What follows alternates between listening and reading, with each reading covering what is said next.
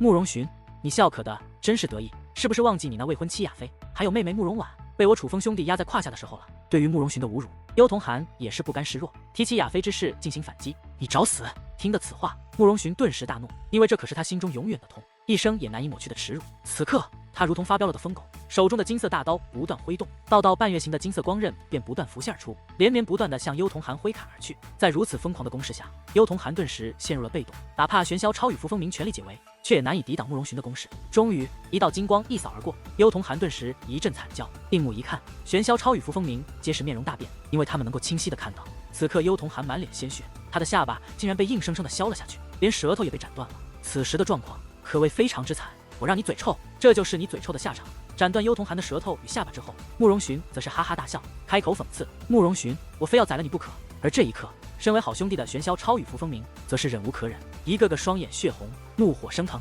拼尽全部力量便向慕容寻攻了过来。至于那幽童寒，更是暴怒无比，无法说话的他直接发出一般恐怖的咆哮，舞动手中的半城王兵便向慕容寻攻了过来。暴怒的三人攻势绝对不容小觑，3把半城王兵加上强悍的武技，三人的手中半城王兵当真是化作了3只嗜血的凶猛野兽，夹带阵阵狂风与嘶吼，以及那恐怖的威势，向慕容寻围攻而去。如此攻击，哪怕是寻常的9品武军也是不敌。三人的实力当真厉害的，可是就是这般凶猛的攻势，慕容寻却是不屑的冷哼一声，只见其手中的金色大刀猛然挥动，一股磅礴的威压爆发而出之际，一道金色的光刃也是横扫而去。只听一声巨响，4人的攻势便交织在了一处。而在那狂暴的涟漪肆虐之间，玄霄超、幽童寒、扶风明3人竟皆是一声惨叫。当人们看清一切之际，他们3人已是满身鲜血，身负重创，失去了御空能力，从高空跌落而下，最终如同3滩烂泥一般狠狠地摔在了地上，已是失去了行走的能力。我的天啊！慕容寻以1敌3，竟然赢了，太强了！那3位可不是普通的8品武军，乃是3大护法的亲传弟子，数万人之中挑选出来的天才啊！他们3人联手，竟然也远不是慕容寻的对手，厉害，太厉害了！慕容寻当之无愧是东方海域的第一天才。见到这一幕，围观之人惊叹连连，都被慕容寻的强大实力所折服。而诛仙群岛的人更是狂喜无比，甚至举拳高呼，一同喊道：“第一天才，第一天才，第一天才！”一时之间，第一天才这4个字在这方天地不断炸响，比雷鸣还要刺耳，传向4面8方。而对于这种欢呼，慕容寻更是得意的哈哈大笑，高声说道：“东方海域同辈中人，谁是我慕容寻的对手？”他此话一出，尽显狂傲，可谓猖狂到了极点。可是哪怕如此，在场之人却没有一人反驳，反而不断的点头表示认可，因为慕容寻所展示的实力的确不负第一天才之名。好一个第一天才，不如让我来领教一番如何？然而就在这时，远处的天际突然有一道刺耳的声音传来，这突如其来的一道暴喝引得全场之人的注意，甚至那还在天际激烈交战的烈火神鸟族护法以及水行王和火星王也是暂时停手，将目光投向了那声音传来的方向，想要看看究竟是何人竟在这种时候向慕容寻挑衅。定目望去，人们能够清晰的看见远处的天际有着一道身影浮现而出，许多界灵师能够感受到那是一位5品武军，可是他们却不解，一位区5品武军怎么敢这么与慕容寻叫号？他是从哪里寻来的勇气？那道身影的速度也是极快，渺小的身影不断的在众人的视线之中放大，而当看清他的面容之后，无一不是为之大惊。楚风，那竟是楚风！这一刻，所有人都被惊呆了，一个个双眼瞪得溜圆，嘴巴张得老大，当真是瞠目结舌，被惊得不轻。因为在如今的东方海域，有谁不认识楚风的？楚风不但杀了诛仙群岛的高手，更是抢了慕容寻的王兵；不但抢了慕容寻的王兵，更是掳走慕容寻的未婚妻；不但掳走慕容寻的未婚妻，更是传闻楚风曾玷污过亚妃和慕容婉，那可是慕容寻的未婚妻和亲妹妹啊！楚风的所作所为，早就与诛仙群岛结下不共戴天之仇，可以说是诛仙群岛之人做梦也想杀死之人。如今早就是诛仙群岛全东海通缉的要犯，悬赏的奖金更是让无数人为之动心。可是眼下，楚风竟然这般明目张胆地出现在了诛仙群岛的面前，这叫人们如何能不震惊？楚风，而相比于他人见到楚风后单纯的震惊，慕容寻则是双拳紧握，一种难以形容的怒火与杀意顿时涌现而出。看到那越来越近的楚风，他真恨不得扑上去将楚风活活咬死，但是他不能，因为他知道，如果他这样做了，所有人都会觉得楚风侮辱了他未婚妻与亲妹妹的传闻是真的，他必须忍，至少眼下要忍，要装作什么事都没有，要有一位少岛主该有的风度。而事实上，相比于慕容寻的滔天恨意之外，第6仙等诛仙群岛的人则是莫名的恐慌不安起来，一个个紧张的扫视四周，仔细观望，因为他们都觉得楚风竟敢如此明目张胆的来挑战慕容寻，多半是有准备而来，很可能残夜魔宗已经派来了援兵。但是仔细观察一番之后，发现除了楚风之外，根本没有半个人影，所以那种担心也是不由得缓缓减退，取而代之的是一种难以形容的兴奋，因为他们觉得楚风可能真的是来送死的。楚风，你可真是好大的胆子！在确定楚风真的是一人赶来之后，第6仙先是冷然一笑，随后以颇为愤怒的语气说道：“你杀我诛仙群岛之人，夺我诛仙群岛王兵，如今还敢出现在我们面前，你是真不怕死吗？”只不过对于第6仙的话语，楚风却是根本不予理会，靠近之后便直接飞落而下，在众人那吃惊的目光之中，来到了玄霄超三人的身前。楚风先是取出6枚丹药，那是止痛丹和疗伤丹，分别喂食给了玄霄超、扶风明和幽童寒。只不过在给幽童寒喂食丹药之时，幽童寒却一只手紧紧地抓住了楚风的手腕，无法说话的他发出怪异声的声音，与此同时用那祈求的目光盯着楚风。楚风明白幽童寒的意思，所以他先是点了点头，这才拍了拍幽童寒的肩膀，随后又看了眼玄霄超与扶风明3位大哥。我懂这个仇，兄弟，我替你们报。话罢，楚风猛然腾空而起，来到半空之上，先是将那凌厉的目光扫视一圈，最终才停在了慕容寻的身上，以平静的语气说道：慕容寻，你说你是东方海域第一天才，今日我楚风就以5品5军的修为挑战8品5军的你，若是你赢了，你诛仙群岛的王兵还你；但若是你输了，就将我残夜魔宗的所有人都放了，如何？真是狂妄自大！你个区5品5军，难道以为我会怕你不成？而恨不得马上杀了楚风的慕容寻，又怎会惧怕楚风？想都不想便应了下来。不过紧随其后，他又高声说道：既然你不自量力，敢向我挑战，那我就再加一条，不知道你敢不敢？加什么？你说。楚风平静地说道：若是谁输了，就要跪地求饶，还要当着所有人的面叫对方10声爷爷，说自己是孙子，你敢吗？慕容寻高声喝道，话语之中夹带着满腔怒意，因为他真是恨透了楚风，愿意奉陪，只是就怕你们说到做不到。楚风说话之间，将目光投向了那第6仙，因为他可不相信他赢了后，诛仙群岛的人真的会放他们离开。你放心好了，我诛仙群岛向来说一不二，只要你能胜，我就放你们安然离开。第6仙笑眯眯地开口道，他对慕容寻有着绝对的信心，所以觉得楚风根本不可能赢，觉得残夜魔宗的人今日是要必死无疑，反正胜券在握，他也不介意让在座之人多看场好戏，让所有人都知道楚风根本不是什么绝世奇才，他根本就不是慕容寻的对手。慕容寻，那就出手吧，不过我奉劝你千万不要大意，因为我可是会狠狠地教训你的。见第6仙应允，楚风便将目光再度投向了慕容寻，就凭你也想教训我？你一定是忘记当日在罪恶峡谷被我教训的有多惨了吧？慕容寻冷然笑道，因为当日在罪恶峡谷，他的确将楚风打得很惨，不过对于此事，楚风却毫不动怒，而是微笑道，当初的我是何等修为，当初的你是何等修为，如今的我修为已有长进，而你呢？我楚风不到20岁，已是5品5军，可你年过30，却还是8品5军。当初你胜我，也不过是以大欺小，以强欺弱罢了。你有什么可自豪的？你有什么值得骄傲的？被楚风如此反驳，慕容寻顿时哑口无言，气得不知如何是好。楚风此话在理，我们只看到2人的修为差距，却忘记了2人的年龄差距，忘记了他们修武的时间。2人足足相差10几岁，修武时间也相差10几年，但是如今楚风却已敢挑战慕容寻，不得不说楚风真的很有勇气，也具备这个实力。当初楚风成名之时，不过刚刚踏入5军不久，可是那时的慕容寻已是8品5军，如今时过境迁，楚风已是5品5军，修为进步堪称神速，但慕容寻却还是8品5军，可谓原地踏步。你们说的对，无论是2人的修武时间，还是增进的速度，楚风的确远胜慕容寻，并且传闻2个多月前，楚风曾现身冰雪平原，灭掉了10剑宗的宗主，还有一位诛仙群岛的8品5军高手。若是此事是真，那么说明楚风的确拥有能与8品5军抗衡的实力。这样算来，哪怕慕容寻能够凭借8品5军的修为胜过同为8品5军的玄霄超3人，但是若与楚风这种逆天的战力相比，简直是相差巨大啊！何止这些，据说楚风掌握着3种无上秘籍，与他缔结契约的乃是修罗灵界，就连从慕容寻手中夺得的王兵，也是臣服于主，完全的认可了楚风，这可是之前慕容寻没有做到的事。这样算来，2人的差距也未免太大了。抛开实力不谈，只讲天赋，楚风与慕容寻根本就不是一个档次。楚风的确要远胜过慕容寻，楚风才是当之无愧的绝世奇才，东方海域的小辈第1人啊！这一刻，人群之中议论纷纷，尽管他们是低声细语，甚至有的是传音之言，但还是难以逃脱诛仙群岛高手的耳朵。听得此话，诛仙群岛的所有人都是满面难堪，一个个愤怒不已。他们不只是生气围观之人的这些言论，归根结底还是气愤于楚风，是楚风做过太多惊人的行为，所以才将慕容寻比得一无是处。尤其那慕容寻更是愤怒不已，他想不到楚风只凭简单2句话，便他推倒了风口，浪尖之上，让所有人都觉得自己不如楚风。但是慕容寻也并非寻常之辈，他的愤怒没有表露而出，而是冷然一笑，继续抓着楚风的软肋不放，高声说道：楚风，你只谈今日，不谈当初，但当初你被我踩在脚下乃是事实，依我看，你是觉得丢人，不敢当着众人之面提当日之事吧？然而对于慕容寻的侮辱伎俩，楚风却依然淡淡一笑，旋即开口道：慕容寻，既然你这么喜欢提当日之事，不如我向大家讲述一下，当日在罪恶峡谷深处，我是如何拿到你的王兵，又是如何疼爱亚妃与慕容婉的，如何？你找死！听到这里，慕容寻勃然大怒，当真是忍无可忍，直接一掌轰出，对楚风出手了。这一掌击出，顿时狂风交错，咆哮四起，无数道武力自4面8方汇集而来，凝聚成的一道道金灿灿的掌影。那掌影不仅蕴含恐怖的力道，数量也是非常之多，密密麻麻之间，宛如蝗虫大军一般，向楚风汹涌而来。这可并非普通的攻击，乃是一种6段武技，虽然段位不是很高，但是在慕容寻的手中却变得极为凶猛，其中蕴含的力量，毁灭一方，抹杀数万平民绝不是问题。可是对于那慕容寻的攻势，楚风却是微微一笑，因为慕容寻表现得不够淡定，他这般激动，就等于在向世人宣布一个事实，那就是楚风不但从他手中抢了王兵，更是真的侮辱过他的未婚妻与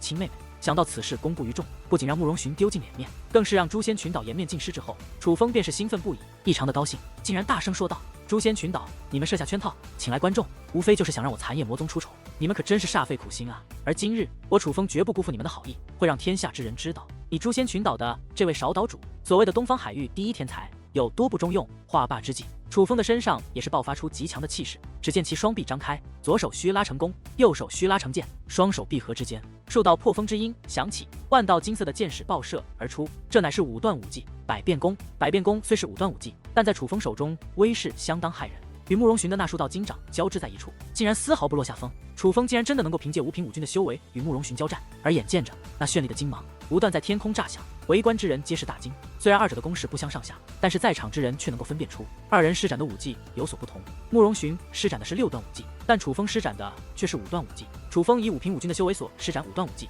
竟然能与9品武军的慕容寻所施展的6段武技抗衡，这叫围观之人如何能不震惊？这充分的证明了一点，楚风的战力当真变态如传闻，简直让人不敢想象，叹为观止，倒是有些手段。见到这一幕，慕容寻也是面容微变，眉头皱了又皱，被怒火充斥的眼中也是涌现出了一抹凝重。想当初遇到楚风，他修为高出楚风太多，根本不用使用寿命手段，只是凭借威压就可以完全压制住楚风，所以丝毫感觉不到楚风战力的强大，这导致他一直未曾将楚风放在眼中。但是今日一交手，他便感觉到了不妙。虽然刚才这一招武技他并没有尽全力，但却也没有留手，可是楚风竟然能够使用低了足足1段的武技与他抗衡，这就已经充分证明了楚风的实力的确并非虚传。慕容寻不是傻子，反而非常聪明，可以说在年轻一辈之中绝对算得上是1号人物，所以哪怕他对楚风恨之入骨，但是也不会被仇恨淹没理智。眼下他不敢有丝毫大意，知道自己必须全力以赴，因为他输不起，若是他输了，丢的不仅是他的人，还将丢光他诛仙群岛的人。楚风，我倒是要看看这一次你要拿什么来见。意识到楚风的强大后，慕容寻突然高喝一声，随后只见其身形一纵，便向后暴退。只见其左手握拳，层层紫色的光波不断浮现而出，一层又一层强大的力量在其拳中凝聚，右手摊开画掌，又有道道金色的掌纹浮现，不仅威势骇人，其中蕴含的能量更是强大到难以估量。这种威势竟是我诛仙群岛的9段武技紫气冲霄拳和金纹般若掌。见到这一幕，诛仙群岛之人一个个皆是面容大变，忍不住惊呼起来：什么？竟然同时使用2种9段武技？这慕容寻的天赋竟然如此之高！而听得此话，那诛仙群岛之外的人则是倍感吃惊。9段武技本就很难修炼，非寻常武军能够掌握，但是对于慕容寻这种层次的天才来说却没什么，信手拈来也不为过。但是同时使用2种9段武技，这可就非常之难。正所谓一心不可二用，又何况是9段武技呢？所以说，当慕容寻施展出这招之际，已经充分证明了他的修武天赋有多厉奥呢。今日我就让你见识一下什么叫做合技。当2种9段武技凝聚而出后，慕容寻那暴退的身影便猛然向楚风扑了过来。当距离楚风极近之际，便直接出手，拳掌一同轰出，顿时轰鸣四起。2种强大的手段分别化作了紫色的流光以及金色的掌影。那紫色的流光与金色的掌影皆是强悍无比，但是当二者轰出之际，竟然缓缓融合，最终化作了紫光四溢，却又满是金色纹路的巨掌。那巨掌太恐怖了，划过天际之时，竟然使得虚空都是隆隆作响，所过之处皆被震碎撕裂，化作道道黑暗的虚影。我们实在是太小看慕容寻了，他原来并非只是一同使用2种武技这么简单，他竟然能够将2种武技合为一体，以此来增强武技的威力。看着那合二为一的武技，在场之人皆是再度大吃一惊，哪怕是那猎焰神鸟族的2位护法和残夜魔宗的水星王以及火星王，也是在眼中闪过一抹意外之色。因为这样的手段不只是对修为的要求极高，最主要的是对天赋的要求极高。自问哪怕是他们4位武王强者，想将2种9段武技合为一体也是难以做到，但是慕容寻却做到了，这让他们不得不承认，慕容寻的确不枉天才之名，真的很强。这慕容寻竟然这么厉害，看来他的确要远在我等之上。此时此刻，就连之前对慕容寻一直不服气的玄霄超3人，此刻也是眉头微皱，意识到了自己与慕容寻的差距，倒是有点手段，不过这样才合我意，否则未免太无趣了一些。事实上，莫说旁人，就连楚风也是感受到了慕容寻此技的非同小可。这2种武技合为一体的9段武技，已经得到了升华，威力之强远非普通的9段武技可比。楚风再自负，也不得不承认，这慕容寻的实力的确远超出寻常8品武军，是有一些手段的。可就算是这样，楚风也是丝毫不惧。只见其双掌叠加，意念转动之间，猛然暴喝一声，仙遁3重门。楚风话音刚落之际，顿时3道浑厚的钟声便随之响起，而伴随那钟声响起之际，竟然在楚风的头顶之上出现了3道巨大的而坚固的大门。那3道大门每道都高达100米，不仅巨大，形态也是非常霸气，甚至当其浮现之际，还伴随着白云与雾气，宛如来自仙境一般。最终3道大门以极快的速度从天而降，落在了楚风的身前，3点成一线，挡住了那合计的攻来之路。9段武技瞬间凝聚，这楚风对武技掌握程度竟然如此娴熟。而看着那从天而降的3道大门，本被慕容寻的合计惊呆之人，则是不由再度倒吸一口凉气。他们能够感受得到，楚风所施展的同样是9段武技，但是如此强大的武技，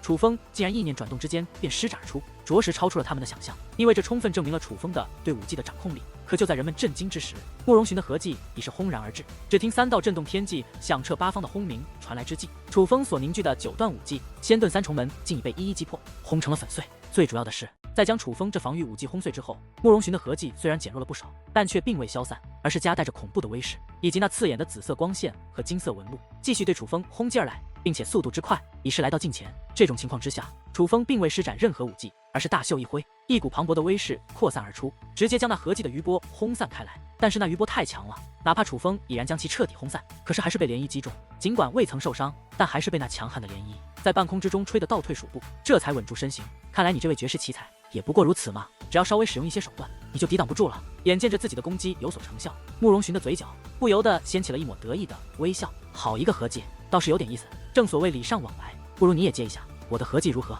突然，楚风的嘴角掀起一抹怪异的微笑，只见其左手握拳，右手画掌，2股极强的威势便开始在那拳掌之中凝聚。而当看到那金色的纹路和紫色的光束开始自楚风的拳掌之中浮现之后，在场之人无一不是大吃一惊，尤其是诛仙群岛的人，那脸色当时就绿了。因为眼下楚风所施展的武技竟然与慕容寻先前所施展的一模一样，正是那紫气冲霄拳和金纹般若掌这2种9段武技。可是诛仙群岛的正派武技不但绝不外传，并且也只有诛仙群岛的高层人士才能修炼。可是此时此刻，这绝不外传的武技不但被楚风掌握，并且还被楚风从容不迫地施展而出，这简直就是在当着众人的面打诛仙群岛的脸。接好了！突然，楚风暴喝一声，那2种武技便一同轰击而出，与慕容寻先前的攻势一模一样。2种武技很快便合为一体，威势也是增强数倍。不过唯一的不同便是，楚风所施展的合计声音更为刺耳一些，并且2种武技虽然融合，但是却有着异常波动。对于这种变故，一些人分析到，可能是楚风的合计并不完善，所以才导致声音太过刺耳，合计出现波动。但若是让他们知道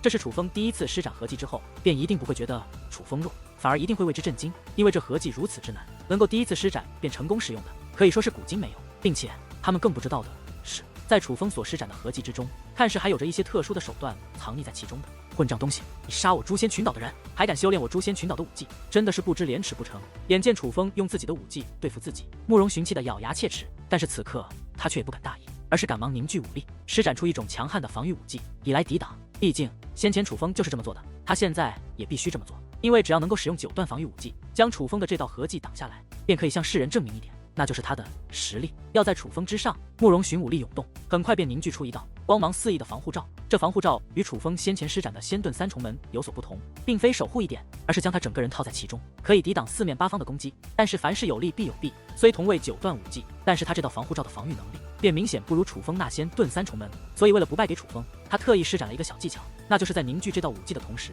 他将结界之力融入其中，布置了一座简单而强悍的结界防御阵。这2者合一，防御力顿时大增，甚至比之楚风先前所施展的仙遁3重门还要坚固许多。楚风的合计速度极快，几乎在慕容寻的护盾凝聚成型之际，已经轰然而至。只听轰隆隆的一声巨响之后，那狂暴的能量涟漪便化作凶猛的野兽，席卷四面八方，吞噬天地万物。然而当那涟漪消散之际，围观之人却皆是面容大变，一个个惊得张大了嘴巴。那看向慕容寻的目光之中充满了吃惊与不解，因为在他们来看，慕容寻的那道防御武技很强，比先前楚风的仙遁9重门要强。就算无法彻底抵挡楚风的合计，也最多如同楚风先前一样被余波击退几步罢了。可是眼下却与他们意料的完全不同。那慕容寻不但被吹出千米开外，且他披头散发，衣衫凌乱，整个人简直就是狼狈不堪，就宛如他在大风之中度过了数年一般，否则不可能被吹得如此悲惨。怎么会这样？这是在场之人所有人的疑问。一样的攻势，一样的防御，就算慕容寻略逊一筹，但也不至于这般吧？我知道了，我知道是怎么一回事了。而就在这时，那残夜魔宗的水行王突然大呼小叫，与此同时，他看向楚风的目光之中也是充满了赞叹。原来如此，那个叫楚风的小鬼，刚刚不止融合了2种9段武技，更是在其中融合了第3种武技，那是声波武技，所以才会导致刚才的合计声音刺耳，且其中的力量看似很不稳定，那都是声波武技造成的。就在这时，那位烈火神鸟族的一位护法开口了，他也是看出了事情的端倪。好精妙的手段，竟然在无声无息中便将第3种武技融合到2种9段武技之中，甚至还瞒过了我等。看来这叫楚风的小鬼当真不简单。既然为敌，那就无论如何也是留不得了。与此同时，烈火神鸟族的另一位护法也是点了点头，并且在其双眼之中已是涌现出了浓郁的杀机。而听到二人的话后，在场的所有人都明白了，为何同样的攻势，慕容寻便会这般悲惨。原来楚风技高一筹，竟在2种9段武技之中又融合了一种声波武技。尽管这声波武技没有对慕容寻造成多大的伤害，可是却让他衣衫不整，狼狈不堪。人们不得不承认，楚风的手段真是高明，至少对于慕容寻的这道反击，实在是太漂亮了。楚风，你个卑鄙无耻的小人，竟敢耍弄如此卑劣的手段！今日本少岛主非要废了你不可！慕容寻彻底怒了，他掌心一翻，那之前被其收起的半城王兵便再度出现在了手中。当那半城王兵出现之后，慕容寻整个人的气势瞬息暴增。别说的好像我不对付你，你就会放过我一样。你慕容寻是什么人，你自己不清楚吗？楚风冷然一笑，随后掌心一翻，并未动用王兵，而是将自己的半城王兵龙纹剑取了出来。二话不说，身形一纵，便与慕容寻交织在了一处。二人手持半城王兵，不用任何武技，凭借自身的反应以及最直接的攻势，开始硬碰硬。一把金色大刀，一把金色长剑，2把兵器交织在一处，不仅仅会发出刺耳的声鸣，也不仅仅会溅起耀眼的火花，且每次碰撞都会掀起一道恐怖的能量涟漪，在空中扩散开来。可是两虎相争，必有一伤，实力再相近的人，也终究会分出一强一弱。起初，人们都以为二人使用王兵，这样近身交战，慕容寻会占尽优势。毕竟这拼的不仅仅是修武天赋，更多的拼的是实战的经验。因为如此距离之下，每一招每一式都不容出现差错，否则将酿成大祸。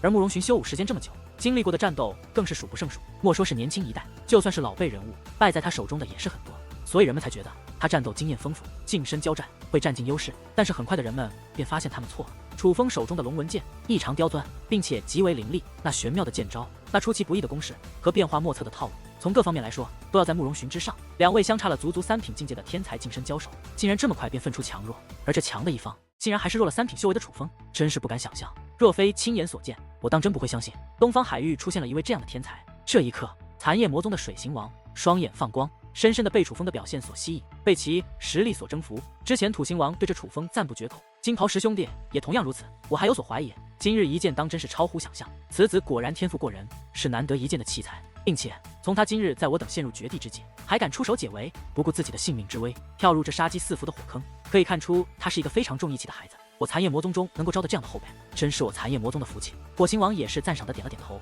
此子必须保住，哪怕今日我等拼个玉石俱焚，但绝不能让此子因为我等丧命于此，毁掉了他的大好前程。水行王偷偷传音道，而火行王也是再度点了点头，回音道：我也正有此意。如此优秀的后辈，乃是我残夜魔宗重现辉煌的希望。等下若是第6弦或是烈焰神鸟族的2个杂毛鸟敢出手，我会直接动用禁焰玄功，拼尽全力为楚风和玄霄超等人争取逃脱的机会。对于2位行王的赞赏，楚风可并不知晓。此刻他凭借龙纹剑法与龙纹剑的巧妙结合，将慕容寻压制得死死的，一边压制对方，还不忘一边开口讽刺慕容寻：你也未免太弱了吧？怎么只知道退避，不知进攻？这样实在太过无趣，你就不能给我点压力吗？堂堂第一天才，原来就是这样的废物！除了欺负修为在你之下者，你还有何本事？此刻人群之中议论纷纷，那些刺耳的话语本就让慕容寻感到难堪，极为不爽。而楚风还如此不客气地对其进行刺激，这当真是气得他心肝脾肺都要炸掉了，恨不得马上杀掉楚风，将其碎尸万段。不过慕容寻也并非简单的角色，此刻这般退缩，虽是因为正面比拼，他的攻势不如楚风，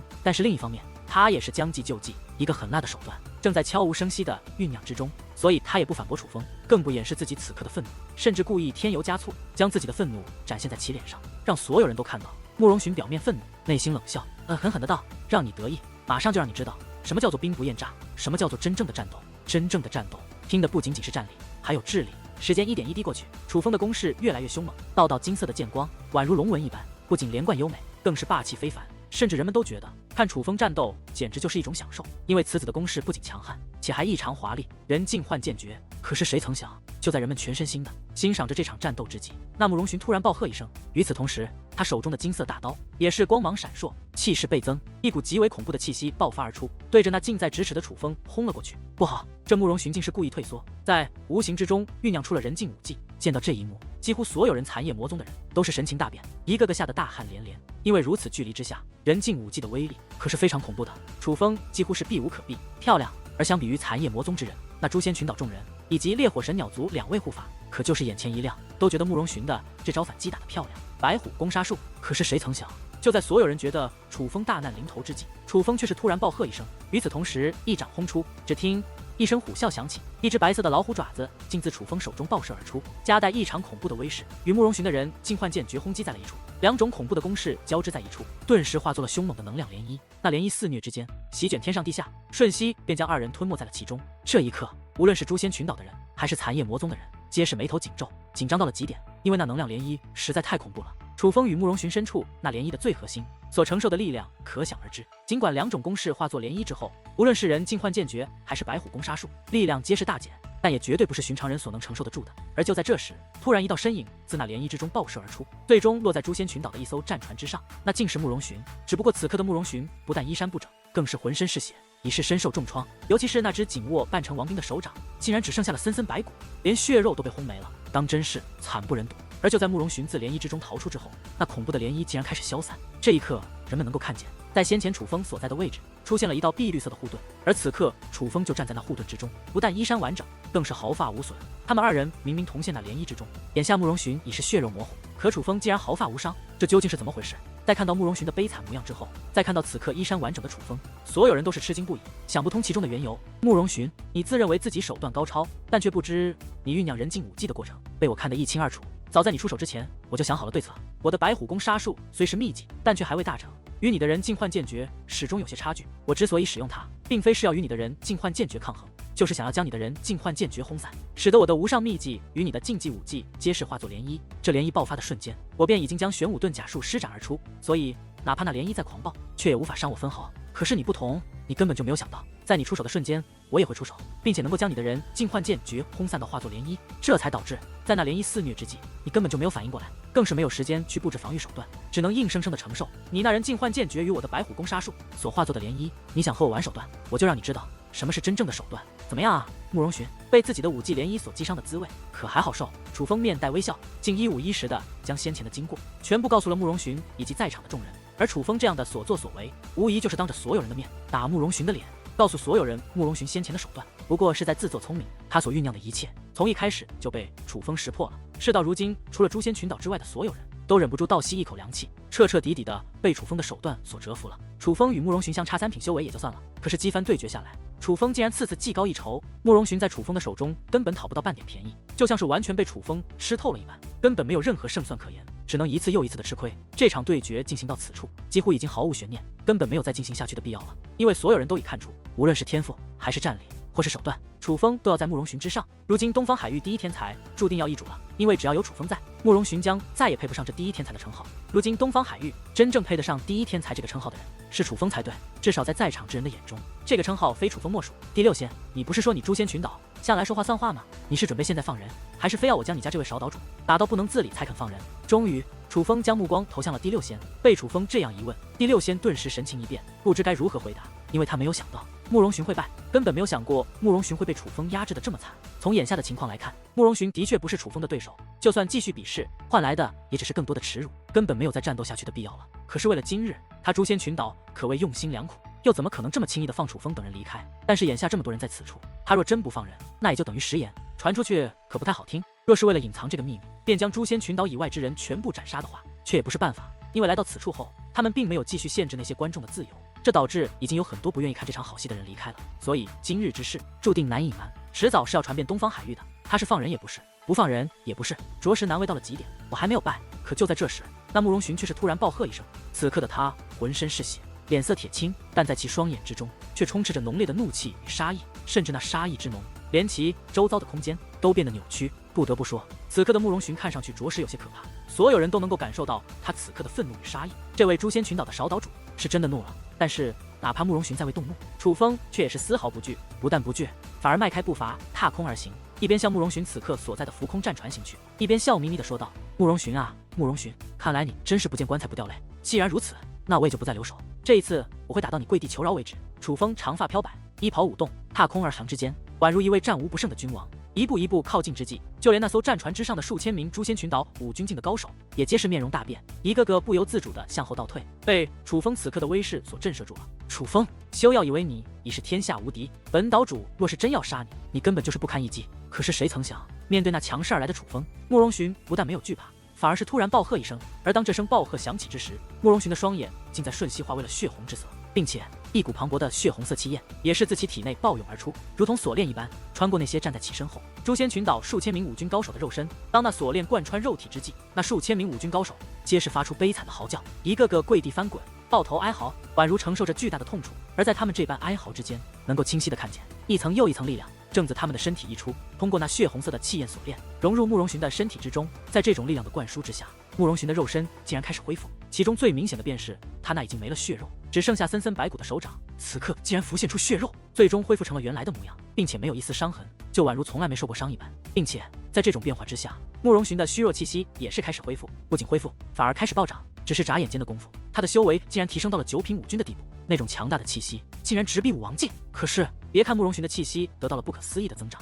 但那些被血色锁链缠绕的诛仙群岛众高手可就悲惨不已，足足数千人，此刻不但面色苍白，更是在这一瞬间衰老了几十岁，肌肤干枯，没有了活力。本是大好年龄的他们，眼下皆是化作了年迈的老者，一个个虚弱不已。这是怎么回事？邪门歪道，这绝对是一种邪门功法，强行将他人的力量吸收而来，强化自己的修为，这乃是魔功，真是让人气愤。堂堂诛仙群岛的少岛主，竟然修炼这种魔功，并且还对自家势力的成员使用，简直就是妖魔之举，天理不容。对于这一幕，在场的所有人都能看出是怎么回事，显然是慕容寻施展了特殊的魔功，将那数千名诛仙群岛高手的修为和生命给剥夺而来，从而强化自己。修武一途虽然没有绝对的正义，但是对于这种扼杀他人的虔诚来提高自己修为的事情，却也是人们所不能接受，甚至所痛恨的事情。所以此时此刻，除了诛仙群岛之外的众人之外，几乎在场的所有人都是又气又愤，气愤慕容寻为了战胜楚风，而是用这种卑劣而残忍的手段，当真是卑鄙无耻、冷酷残忍。少岛主必胜，少岛主必胜，少岛主必胜。可谁曾想，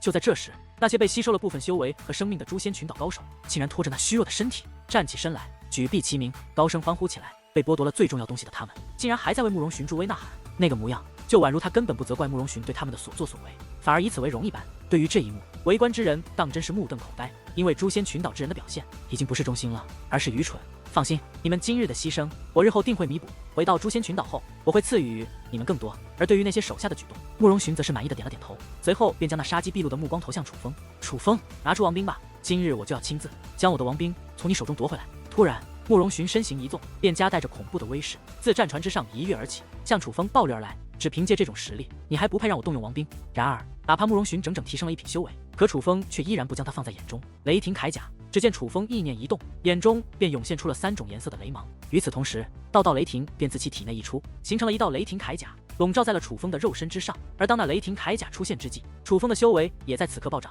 直接从5品武军提升到了6品武军。修为增进之后，楚风脚下青龙浮现而出，周身的玄武盾甲不减，握紧手中的龙纹剑，凭借6品武军修为，2种秘技之威，扮成王兵之势，便与慕容寻交战在了一处。2道身影气势不凡的身影交织在一处，一时之间各种轰鸣响彻不断，狂暴的涟漪层出不穷。慕容寻彻底怒了，尽管手握半成王兵，战力本就不弱，但还是不断的施展出凶猛的武技，拼尽全力想要置楚风于死地。至于楚风，凭借青龙疾行术和玄武遁甲术2种秘技的强大防御力和巧妙的移动性，再凭借龙纹剑的巧妙攻势，便将慕容寻耍得团团转，完全占据了优势。楚风，休要躲躲闪闪，难道你就不敢与本岛主正面一战吗？在楚风的戏耍之下，慕容寻的攻势层层落空，这让他被气得咬牙切齿，简直就快要发疯。白虎攻杀术。然而就在慕容寻话音刚落之际，楚风却是突然出手，一记白虎攻杀术猛然轰出，几乎没有给予慕容寻任何的反应空间，瞬息便将慕容寻的所有攻势瓦解。最终慕容寻不敌此事，被正面击中，惨叫一声之际，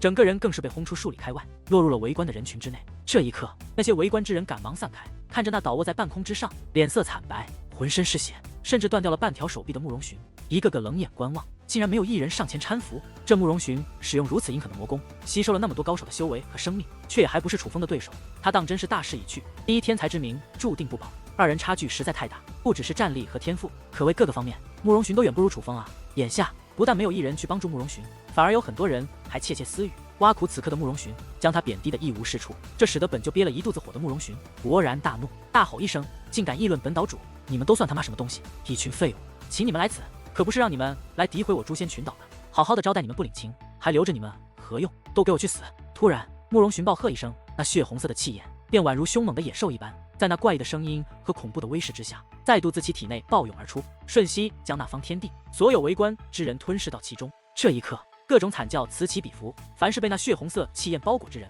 无一不是悲痛欲绝，哀嚎连天。因为眼下慕容寻所施展的魔功，可不仅仅是吸取他们的部分修为和生命这么简单，而是在将他们的所有生命和修为尽数炼化，这是在杀他们。在这种惨无人道的吞噬之下，那些人一个个的皆是从完整的肉身变作血肉模糊的血人，最终化作片片血水，全部被慕容寻吞噬了个干干净净，死无全尸。该死的慕容寻竟然如此恶毒！见到这一幕，几乎所有围观之人皆是面容大变，在愤怒的同时，一种难以形容的不安与惊恐也是席卷心头，因为他们知道，他们此刻多半是要大难临头。诛仙群岛之人听令，将这些不知好歹的外门之人全部斩杀，不留活口。果不其然，正所谓担心什么来什么。就在这时，那第六仙突然开口了：“遵命。”他此话一出，在场的所有诛仙群岛之人都是杀机毕露，将那满是杀意的目光投向了散落在战圈外围那满面惊恐的围观之人。快逃！诛仙群岛卑鄙无耻，他们要杀人灭口了！这一刻，围观之人已然确定自己大难临头，性命不保，一边咒骂诛仙群岛的种种恶行，一边玩命的逃窜，想要在混乱之中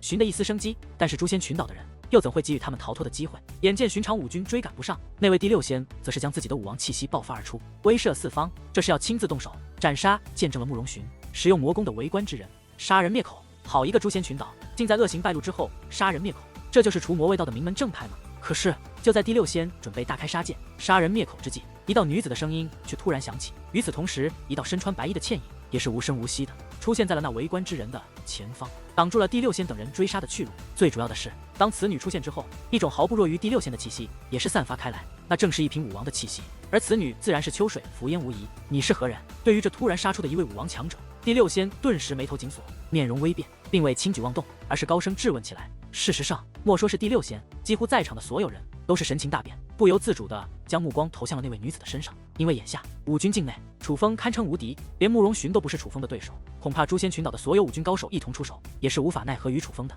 所以从武军境的阵容来看，尽管残夜魔宗的人马加上那些来自东方海域各处的围观之人，数量上不如诛仙群岛，可是在战力上却要略胜一筹。但武王方面，诛仙群岛不仅有第六仙，还有烈火神鸟族的2位护法，可残夜魔宗只有水星王与火星王，无论是战力还是人数方面，残夜魔宗都是不如诛仙群岛。又因武王战力超群，根本不是武军能够抗衡的存在，所以所有人都觉得今日这场战斗，诛仙群岛胜券在握。若是真的要大开杀戒，那么残夜魔宗以及围观之人都是要必死无疑的。可是眼下竟突然杀出了一位一品武王，并且从气息上来看，此人的战力也是极强，乃是丝毫不弱于第六仙的存在。若是这位女子是残夜魔宗这方的人物的话，那么残夜魔宗的绝对劣势不但会被扳平，甚至还有转为优势的可能。此人的出场非同小可，关系到此战的胜负之分。所以眼下这名女子究竟是谁，她的立场究竟在哪方，成为了关键。这才导致所有人都紧紧地注视着她。在众人的注视之下，以及那第六仙的质问，秋水伏烟却并未直接回答，而是抬起手掌，将那面纱缓缓掀起，将其岁月不减美艳的容貌展现在了世人的面前。你竟然是秋水伏烟！而当第六仙看到此刻秋水伏烟的面容之后，顿时神情大变，那尚且淡定的面容再也无法淡定了，因为他想过无数种可能，却单独没有想到这来者会是秋水伏烟。什么？秋水伏烟？哪个秋水伏烟？莫非是焚天圣教的圣女，曾经东方海域的第一美人？废话，东方海域还有几个秋水伏烟？无论是这惊人的美貌，还是这强大的实力，此女都定是焚天圣教的圣女无疑。可是焚天圣教的所有人不都是迁移到武之圣土了吗？这一刻，莫说是第六仙，几乎在场的所有人都是面容大变，一个个目瞪口呆，满面震惊地打量着此刻亭亭玉立的秋水伏烟，感觉是这样的不真实，是如此的不可思议。没有人会想到还能够见到名满天下的焚天圣教圣女，但是当秋水伏烟就这样活生生地出现在他们面前之际，人们能做的却唯有震惊。